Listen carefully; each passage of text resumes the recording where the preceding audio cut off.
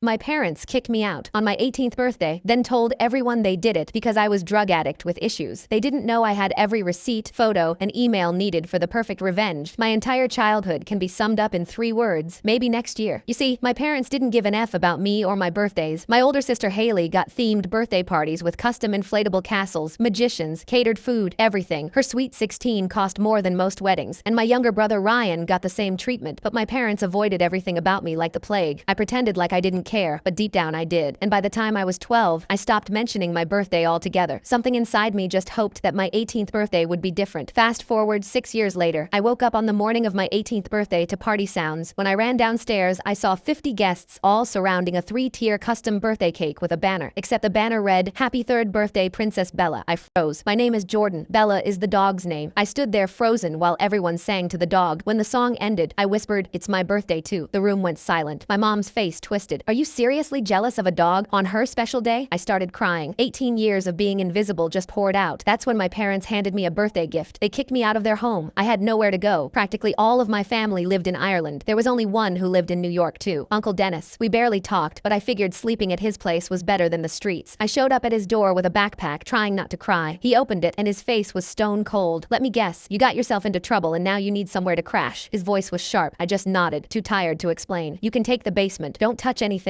don't make noise, and this better be temporary." For 2 weeks, I lived like a ghost, made sure to tiptoe everywhere, and always cleaned up after myself. And other than reminding me of the rules, he barely spoke to me. Set strict rules, no visitors. I thought he hated me just like everyone else. Maybe my parents were right about him being difficult, I thought to myself. I kept my head down, followed every rule, and cried myself to sleep, wondering why nobody wanted me around. Then one night, I couldn't take it anymore. He asked about my day, and I completely broke down and told him everything. The favoritism, the emotional neglect, the getting kicked out. As soon as I was done talking, I was filled with fear for how he'd respond. And that's when Uncle Dennis said something that changed everything. "They told me you were on doctorgs, said you'd been stealing from them and got violent when they tried to help." My blood went cold. He continued, "They called me 3 weeks ago. Said if you showed up here, I needed to be firm and watch for signs of withdrawal. They said you'd lie about why you left." He pulled out his phone, showing me texts from my mother. Detailed lies about my addiction and behavioral issues. "That's why I've been so harsh. I thought I was helping you get clean." We sat in silence before he spoke again. "But an addict doesn't quietly follow the rules for 2 weeks. Doesn't cry themselves to sleep. Doesn't flinch when I raise my voice." That's when Uncle Dennis did something unexpected. He went to his closet and pulled out a box. Inside were birthday cards, 18 of them, all addressed to me. "Your mom told me you didn't celebrate birthdays, said you had trauma around them and the family agreed not to mention it. I bought these anyway, just in case." Each card had a $50 bill inside. He'd been saving for my birthdays, believing I was too damaged to celebrate them. The anger hit me like a truck. They didn't just ignore my birthdays, they made the whole family think I couldn't handle celebrations. He promised I would be safe with him and held me while I cried myself to sleep. I didn't know it at the time, but Uncle Dennis was about to make my parents pay. My life was about to change forever. The next morning, Uncle Dennis knocked on my door earlier than usual. He carried a notebook and a steaming mug of coffee, setting both on the nightstand before sitting at the edge of my bed. "We need to document everything while it's fresh," he said, his voice steady but determined. "Every birthday they ignored, every excuse they made, every single moment they made you feel invisible." I sat up, rubbing my eyes. The idea of reliving 18 years of neglect made my stomach turn, but Dennis was already opening the notebook, clicking his pen with purpose. We spent the next 4 hours going through year by year. I started with my 5th birthday when they forgot entirely because Haley had a dance recital. Then my 8th when they promised a party but took Ryan to an amusement park instead. By the time I reached my 13th birthday, when I found my parents eating my birthday cake in the kitchen without me, Dennis's knuckles were white from gripping the pen. "They told you what?" he asked when I mentioned my 15th birthday. I repeated how my mother said birthday parties were for children who contributed to the family. Dennis wrote faster, his handwriting becoming sharp, angry strokes across the page. When I finished, he had filled 23 pages with detailed notes, timestamps, and specific quotes I remembered. Dennis disappeared into his study and returned with 3 photo albums. "I've been keeping these since you kids were born," he said, spreading them across the coffee table. "Your parents used to email me pictures from every family event." We flipped through the pages together, and that's when I noticed the pattern. In the earliest photos, I appeared front and center with my siblings, but as the years progressed, I gradually moved to the edges of frames. By age 10, I was either in the background or cropped out entirely. "Look at this one." Dennis pointed to a Christmas photo from 5 years ago. "I have the original on my computer. They sent it to the whole family." He pulled up a file on his laptop. In the original, I stood beside the tree. In the album version, I'd been edited out completely. My phone buzzed. Mom calling. Dennis grabbed it before I could decline. "Put it on speaker," he said. "I want to hear this." "Sweetie," my mother's voice filled the room, syrupy sweet. "We need you to come home. You overreacted and we just want to talk." "I'm not coming back," I managed to say. Her tone shifted instantly. "You need to come back before people start asking questions. The neighbors are already wondering where you you are. Let them wonder, Dennis said loudly enough for her to hear. Dennis, you keep out of this. This is between us and our daughter. The daughter you kicked out on her birthday? His voice was ice. The line went dead. An hour later, Haley showed up at Dennis's door. I watched from the window as she adjusted her designer purse and checked her reflection in her phone screen. Dennis answered, keeping the chain on. I'm here for my sister, Haley announced. Our parents sent me to bring her home. She is home, Dennis replied. Haley pushed past him when he opened the door fully. She found me in the living room and immediately launched into her speech. Look, I get it. You're upset about the dog thing, but you're being dramatic. Just come home and where would I sleep? I interrupted. Her face flushed. What do you mean? My room. Where is it? Haley shifted uncomfortably. Well, Mom needed more closet space, so they expanded my walk-in, but we can figure something. When did they do this? Like 3 weeks ago? She wouldn't meet my eyes. They donated your stuff to Goodwill, said you wouldn't need it anymore. The room spun. They'd planned this. They'd cleared out my existence before even kicking me out. Dennis stepped between us. I think you should leave. After Haley left, I remembered my college savings. Grandma had set up accounts for all 3 grandchildren when we were born. I logged into my banking app with shaking hands. The account that should have held 18 years of birthday and Christmas deposits was empty. The transaction history showed a transfer to my parents' account dated 3 days before Bella's party. Dennis immediately called his mother in Ireland. I could hear her voice through the phone, confused at first, then increasingly angry as Dennis explained. When he put her on speaker, her words made my blood run cold. They told us she joined a cult, my grandmother said. Said that's why she missed the last 5 family video calls. They said she dropped out of school and ran off with some religious group. My hands shook as I created a new social media account under a fake name. I needed to see what my family had been posting. My mother's page was full of family photos, hundreds from birthdays, vacations, holidays. In every single one from the past 8 years, I'd been edited out, but Dennis had already pulled up his computer, showing me the original versions he'd saved from old emails. I kept everything, he said. Never knew why, but something felt off about how they talked about you. 3 days later, Ryan texted asking to meet at a coffee shop downtown. I almost didn't go, but Dennis encouraged me. You need to hear what he has to say. Ryan looked nervous, constantly checking over his shoulder as he slid into the booth across from me. They've been planning this for months, he said without preamble. Haley's boyfriend lost his apartment, and Mom figured you'd be the easiest to kick out. Said you never fight back anyway. Why are you telling me this? He stared at his coffee. Because it's wrong, and because, he paused, because I heard Mom tell Dad that once you were gone, they could tell everyone you were troubled. Mental health issues. Make it seem like your choice. That evening, my phone rang. My manager from my part-time job at the bookstore. I'm sorry, she said, but your parents called. They said you're mentally unstable and dangerous. Corporate wants me to suspend you pending an investigation. What? I've worked there for 2 years without a single complaint. I know, but they said you threatened them. They're demanding we terminate you for safety reasons. Dennis was already grabbing his car keys. We're going to the police station. Now, the officer who took our report looked tired until Dennis showed him the documentation, the empty bank account, the false claims to my employer, the pattern of lies. This isn't the first time someone from your family has filed a complaint, the officer said carefully. Your parents have a history of making accusations. When we got home, I realized my birth certificate and social security card were missing from my belongings. The next day, when I tried to get replacements, the clerk informed me there was a fraud alert on my identity. Your parents filed it, she said, claiming someone was impersonating their child. That's when Mrs. Walsh reached out. My 10th grade English teacher had seen a vague post I'd made on my new social media account about starting over. Her message was simple. I've been worried about you for years. Can we talk? She arrived at Dennis's house with a thick folder. I've been documenting concerns about your home life since you were 15, she said, spreading papers across the table. You never had lunch money while your siblings bought extra meals. You wore the same clothes for days while they had designer everything. I reported it, but nothing came of it. The next mistake my parents made was posting on the community Facebook page, "Please help us find our troubled daughter who needs medical attention," the post read, complete with my school photo. She's confused and refusing necessary treatment. Dennis screenshotted everything. The post was time-stamped the same day as Bella's party, the same day they kicked me out, the same day they were supposedly so concerned about my mental health that they threw a party for the dog. That night, Dennis's friend arrived. Benjamin was a family lawyer who specialized in custody and fraud cases. He reviewed everything, the documentation, the screenshots, the bank records, the false reports. This is systematic abuse, he said, and we can prove it. 2 days later, my parents showed up at Dennis's house with 2 police officers. I watched from the window as my mother dabbed at her eyes with a tissue. Our daughter is a runaway, she told them. She's only 17 and needs medical attention. Dennis met them at the door with my ID and the folder of documentation. She's 18, he said calmly, and your history of false reports is well documented. The officers reviewed the papers, exchanged glances, and turned to my parents. Ma'am, filing false reports is a crime. You need to leave. Desperate, my parents tried one last tactic. My father called Dennis the next morning. We'll unfreeze the college funds, he said. Every penny. Just have her sign a statement saying she left voluntarily and won't discuss family matters publicly. She'll think about it, Dennis lied. Instead, I spent the next 3 days compiling everything into a massive online thread. The photos showing my gradual erasure, the birthday cards Dennis had saved, Mrs. Walsh's documentation, screenshots of the lies about my mental health posted while they partied, Ryan's testimony about the premeditated eviction, the theft of my college funds, the fraud fraud alert scheme, everything. The post exploded within our community. Dozens of people commented with their own observations. Teachers who noticed I never went on field trips my siblings attended. Parents who wondered why I wasn't at award ceremonies. Coaches who remembered my parents never coming to my games, but never missing Haley's or Ryan's. My mother's employer saw the evidence of stolen funds and lying to police. My father's company launched an investigation after seeing proof he'd participated in identity theft. Child Services contacted Dennis that afternoon. A caseworker named Victoria arrived with a thick file and serious expression. Mrs. Walsh submitted her documentation directly to our office, she explained, settling into Dennis's living room. Combined with the community response to your post, we're opening a retroactive investigation. She asked detailed questions about my childhood, taking notes as I described years of being excluded from family activities, denied basic necessities while my siblings received luxuries, and the emotional manipulation that made me believe I deserved less. Dennis provided his photo evidence, showing my systematic removal from family documentation. The bedroom situation is particularly concerning, Victoria said. Converting your living space while you still resided there shows premeditation. We'll need to interview your siblings as well. My phone buzzed constantly with messages from people I'd known throughout school. A girl from my chemistry class remembered how I always made excuses for not having the required calculator, while Haley flaunted her third smartphone upgrade. My former soccer coach sent screenshots of emails where my parents claimed I'd quit the team, when actually they'd refused to pay the fees despite covering Ryan's hockey expenses. Dennis's friend Benjamin worked methodically through the legal implications. The identity theft alone is serious, he explained during our third meeting, but combined with the financial fraud and false police reports, your parents are facing real consequences. He helped me file for a restraining order, documenting each instance of harassment and false reporting. The paperwork felt overwhelming, but Benjamin guided me through each form with patience. We're also filing civil suits, he said, one for the stolen funds, another for defamation given their lies to your employer and extended family, and a third for intentional infliction of emotional distress. The restraining order hearing came quickly. My parents arrived with their own lawyer, my mother wearing pearls and my father in his best suit. They'd clearly prepared to present themselves as concerned parents dealing with a troubled child, but Benjamin came armed with evidence. He presented the judge with the timeline Dennis and I had created, showing how my bedroom was converted weeks before my birthday. The bank records proved they'd drained my college fund days before kicking me out. The screenshots from the community Facebook page, posted the same day they'd thrown a party for the dog, demolished their claim of concern for my well-being. Your Honor, Benjamin said, this isn't a case of worried parents. This is systematic abuse designed to erase a child from a family while maintaining a public facade of normalcy. My mother tried to speak, but the judge silenced her. I've seen enough. The temporary restraining order is granted. The respondents are ordered to cease all contact with the petitioner and maintain a distance of 500 feet. Outside the courthouse, my parents' lawyer approached Benjamin. They wanted to negotiate. My clients are willing to return the college funds in exchange for dropping the criminal complaints, he offered. Benjamin didn't even blink. The criminal investigation is out of our hands. The police are pursuing charges for the false reports. As for the civil suits, we'll see them in court. The community Facebook page became a battlefield. My mother tried damage control, posting about how mental illness ran in families and how hard they'd tried to help me. But for every post she made, dozens of community members responded with their own observations and screenshots from my thread. The narrative she'd carefully crafted over years crumbled within days. My father's employer placed him on administrative leave pending their investigation. Someone from his company's HR department called Dennis's house, asking to verify the timeline of events. They were particularly interested in his participation in the identity theft, as it violated multiple company policies about ethical conduct. A week later, Ryan texted again. This time, he wanted to meet at Dennis's house. He arrived, looking exhausted, dark circles under his eyes. It's getting bad, he said immediately. They're turning on each other. Mom blames Dad for the fraud alert idea. Dad says Mom pushed too hard with the fake reports. He pulled out his phone, showing me videos he'd secretly recorded. My parents arguing in the kitchen, my mother screaming about how the plan was supposed to be simple, my father shouting back that she'd gotten greedy with the trust funds. In one video, I heard my mother say clearly, we should have just let her fade away like we planned. Making it dramatic was your idea. I'll testify, Ryan said quietly. Whatever you need. This isn't right. The next surprise came from Haley. She showed up at Dennis's door unannounced, but this time her designer confidence was gone. She looked smaller somehow, clutching a manila envelope. Dennis let her in warily. I need to show you something, she said, avoiding my eyes. She opened the envelope, revealing printed emails between our parents dating back 2 years. They discussed strategies for managing the Jordan problem and redistributing resources more efficiently. Where did you get these? Dennis asked. Dad's computer. He forgot I knew his password. She finally looked at me. I knew they treated you differently. I benefited from it, but I didn't know it was this calculated. She left the envelope and fled before I could respond. Reading through the emails that night made me physically sick. They'd discussed my removal like a business transaction, calculating how much they'd save on college expenses and how to redistribute my portion of Grandma's trust. Benjamin used the emails to strengthen our civil case. This shows clear conspiracy to commit fraud, he said. They can't claim it was a misunderstanding or momentary lapse in judgment. Dennis's mother called from Ireland again, this time with the entire family on speakerphone. They'd seen my post, which cousins had shared across international social media. The anger in their voices was palpable as they realized they'd been lied to for years. "We're changing the trust structure," my grandmother announced. "Your parents are being removed as trustees. Dennis will manage your funds directly." She'd already contacted her lawyer in Dublin. The extended family was united in their disgust at my parents' actions. Cousins I hadn't spoken to in years reached out with apologies for believing the lies. Aunts and uncles shared stories of how my parents had always deflected questions about my absence from family calls. My mother made one last desperate attempt to control. She showed up at the bookstore where I'd worked, causing a scene despite the restraining order. Security footage showed her telling customers I was dangerous, that they should be careful around me. She was arrested on the spot for violating the protective order. The arrest made the local news. Local woman arrested for harassment after viral post exposes years of child abuse, ran in the online edition. My name was kept private, but anyone following the community Facebook drama knew the story. The article mentioned the ongoing investigations into financial fraud and identity theft. Benjamin prepared me for the civil trial. "They'll try to paint you as ungrateful," he warned. "They'll minimize their actions and maximize any teenage mistakes you made. Stay calm and stick to the facts." We practiced my testimony for hours. Dennis sat through every session, his presence a steady comfort as I rehearsed the painful details of 18 years of neglect. Benjamin had me focus on specific incidents rather than general feelings, building an undeniable pattern of abuse. The settlement conference came before the trial. My parents' assets had been frozen, their legal bills mounting. Their lawyer looked defeated as he presented their offer: full restitution of the stolen funds, plus $50,000 in damages, a public apology, and agreement to permanent no-contact orders. "It's not enough," Benjamin said flatly. "The emotional damage alone is worth more, and we haven't even addressed the defamation or lost wages from her job." The negotiations stretched for hours. My parents sat across the conference table, no longer the powerful figures from my childhood, but diminished, angry people facing the consequences of their choices. My mother wouldn't look at me. My father's jaw remained clenched throughout. Finally, their lawyer returned with a new offer: full restitution, plus $150,000 in damages, public apology in the community newspaper, and agreement to permanent restraining orders. They'd also cover all my legal fees and agree to never contest the trust restructuring. "Take it," Benjamin advised. "We could get more at trial, but this gives you closure without months of litigation." I agreed, wanting to move forward rather than remain trapped in legal battles. The settlement papers were drawn up immediately. We signed them, took the money, and the rest was history.